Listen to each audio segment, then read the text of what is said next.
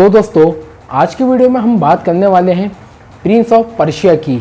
जी हाँ दोस्तों, वही प्रिंस ऑफ पर्शिया जिसे या तो आपने बॉलीवुड की फिल्मों में देखा है या तो फिर जिसे आपने वीडियो गेम्स में देखा है कई बार। मगर दोस्तों, अक्सर लोगों का सवाल यह उठता है कि प्रिंस ऑफ पर्शिया जिसे हमने वीडियो गेम्स और मूवीज़ में देखा है, क्या वो वाकई में असल दुनिया में था या फिर सिर्फ किस्से कहानियों तक ही मौजूद है। तो आपको बताता चलूँ कि प्रिंस ऑफ पर्शिया नाम का सच में भी कोई शख्स था इस दुनिया में जो कि बहुत ज़्यादा बहादुर भी था। और वो कितना बहादुर था, आप इस बात का अंदाज़ा खुद ही लगा सकते हैं कि उसकी कहानियों के किस्से आज तक मौजूद है। दोस्तों, कई ईरानी किताबों में उसका जिक्र किया गया है, मगर उसका दूसरा नाम कुछ और ही था जिसे हम आज प्रिंस ऑफ पर्शिया समझते हैं। उसका असली नाम रुस्तम था। जी हाँ दोस्तों, तो चलिए दोस्तों, हम उस रुस्तम के बारे में पूरा जानते हैं जिसे आज हम प्रिंस ऑफ पर्शिया के नाम से जानते हैं। तो दोस्तों, मेरा नाम है अल्तमश ARK और आप देख रहे हैं ARK न्यूज़।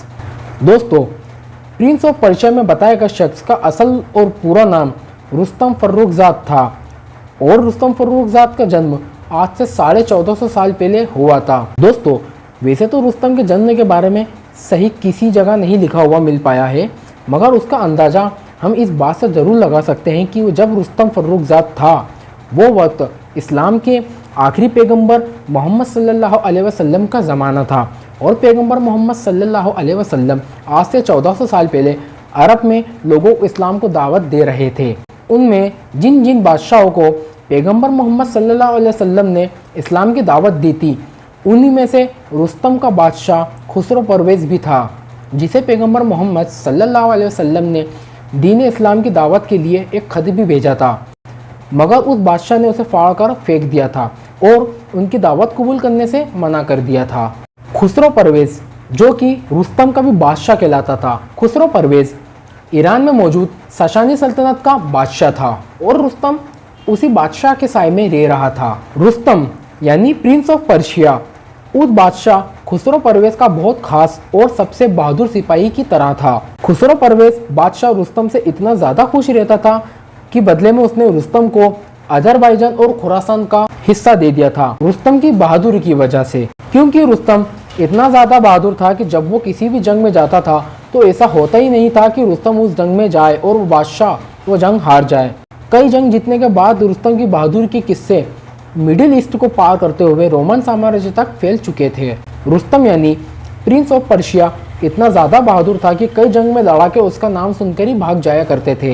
रुस्तम ने अपने बादशाह को कई बड़ी बड़ी जंग में जीत दिलाई थी, मगर एक बार दोस्तों, रोमन साम्राज्य की एक चाल उन पर भारी पड़ गई। हुआ कुछ यूँ कि अब चूंकि रुस्तम जो अजरबैजान और खुरासान वाला हिस्सा संभालता था और वो साशानी सल्तनत का बादशाह खुसरो परवेज़ के साथ उसी के साथ 7 शाही खानदानों में उसके खिलाफ बगावत कर दी और उस बगावत करने वाले खानदान में सबसे आगे था रुस्तम का खानदान। जी हाँ, वही रुस्तम जिसे हम प्रिंस ऑफ पर्शिया कहते हैं, जो जाकर रोमन साम्राज्य से मिल लिए, जिसके बाद उन्होंने साशानी सल्तनत के बादशाह खुसरो परवेज़ को गद्दी पर हटाने में कामयाब हो गए और उसकी जगह उस बादशाह के बेटे के हाथ में गद्दी संभालने को दे दी। बादशाह के बेटे ने सल्तनत की गद्दी संभालते ही अपने सभी भाइयों को मरवा दिया और थोड़े समय बाद उसका बेटा जो गद्दी पर बैठा था उसके हाथ से भी सल्तनत चले गई, क्योंकि उसका जो बेटा गद्दी पर बैठा था वो जरा भी बहादुर नहीं था। उसमें वो बात बिल्कुल नहीं थी जो उसके पिता और उसके सभी भाइयों में थी। खुसरो परवेज़ बादशाह के बेटे की मौत के बाद प्रिंस ऑफ पर्शिया यानी रुस्तम ने अपनी एक अलग रियासत बनाने का फैसला किया और उधर जो खानदान बगावत कर गए थे उन्होंने भी अपनी अपनी सल्तनत बनाने का फैसला करा, जिसके बाद साशानी सल्तनत कई टुकड़ों में बट गई और खुसरो परवेज़ बादशाह का वो बेटा जिसने अपने सभी भाइयों को गद्दी के लालच में मौत के घाट उतरवा दिया था, थोड़ा समय बाद वो ताउन की बीमारी से मारा गया। मगर साशानी सल्तनत की गद्दी का किस्सा यहीं आकर ख़त्म नहीं होता है दोस्तों। जो बादशाह का बेटा ताउन की बीमारी से मारा था, अब उसकी जगह उसकी बहन ने आकर गद्दी संभाल ली, जिसका नाम अजरमी था। अजरमी ने गद्दी संभालते ही रुस्तम के पिता को मौत के घाट उतरवा दिया, जिसके बाद रुस्तम गुस्से से आग बबूला हो गया और उसने अजरमी से बदला लेने के लिए खुरासान से लश्कर रवाना करा, जो रास्ते में ईरान के सभी खानदानों की फौजों को हराते हुए आगे बढ़ते हुए तब तक नहीं रुका जब तक वो साशानी सल्तनत की गद्दी पर बेटी उस अजरमी को मौत के घाट नहीं उतार दिया। दोस्तों, रुस्तम इतना बहादुर था कि उसके सामने कोई फौज नहीं टिक पाती थी। रुस्तम इन लड़ाइयों से सुलझा ही था कि उसके सामने एक और मुसीबत सामने खड़ी हो गई, और वो मुसीबत इतनी तेज़ी से आगे बढ़ रही थी कि उसने सिर्फ रुस्तम का ही नहीं बल्कि उस वक्त की सुपर पावर बाइजेंटाइन एम्पायर की रातों की नींद उड़ाकर रख दी थी। वो कोई और नहीं बल्कि वो थे मुसलमान। जी हाँ दोस्तों, क्योंकि वो दो मुसलमानों का गोल्डन टाइम चल रहा था और उस वक्त मुसलमानों के खलीफा हज़रत उमर रदी अल्लाह ताला अन्हु थे, जिनकी खिलाफत में मुसलमान अरब के एक कबीले से निकलकर 3 महाद्वीपों पर पहुंच गए थे, क्योंकि उस वक्त उन्हें हराने वाला कोई भी नहीं था।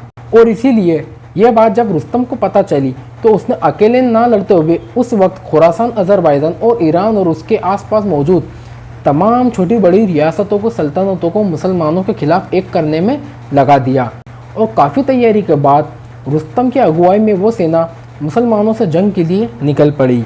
और दूसरी तरफ उस वक्त मुसलमानों की कमान हज़रत साद इब्ने अनु वक्कास संभाल रहे थे, जिसके फलस्वरूप रुस्तम के पास काफ़ी बड़ी और मजबूत सेना तैयार हो गई।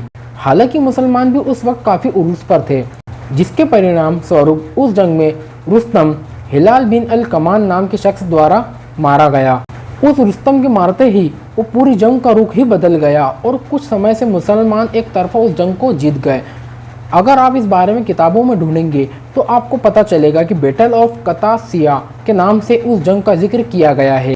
आज भी पर्शिया की कई किताबों में इस बारे में काफ़ी विस्तार से बताया गया है। मगर उस जंग में रुस्तम के जीतने की भी कई उम्मीदें थी, क्योंकि उस वक्त मुसलमानों की कमान जिसके भी हाथ में थी वो कई दिनों से बीमार भी चल रहे थे, जिसका एक बहुत बड़ा फ़ायदा रुस्तम और उसकी सेना उठा सकती थी। मगर बावजूद उसके प्रिंस ऑफ पर्शिया यानी रुस्तम, जो जिसकी बहादुरी के किस्से सुन रोमन साम्राज्य तक सुने जाते थे, वो उस जंग में बिल आखिर मारा गया।